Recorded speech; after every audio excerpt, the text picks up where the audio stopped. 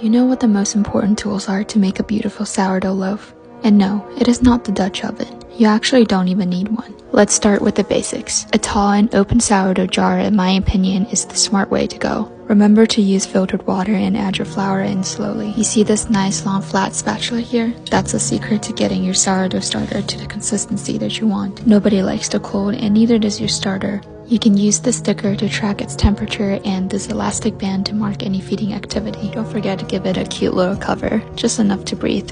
A sourdough starter is much like all good things in life. It takes a little time, but before you know it, it'll double in size. And that's when you whip out this fancy Danish whisk, because if everyone's raving about it, you know it's worth it. A flour sifter? I mean, sure, you could just grab a handful of flour and dump it on the counter, but come on, this is way too cute to pass up. If you're still watching, here's the secret. Silicone bannetons for proofing and baking. Don't believe me? Just watch. But hey, don't forget, a dough scraper is a must. It literally helps you clean up. What's a homestead journey if you don't even own some cheesecloth? Lucky for you, this kit comes with not one, but two. I hope you know that you can't really score your dough with a regular knife.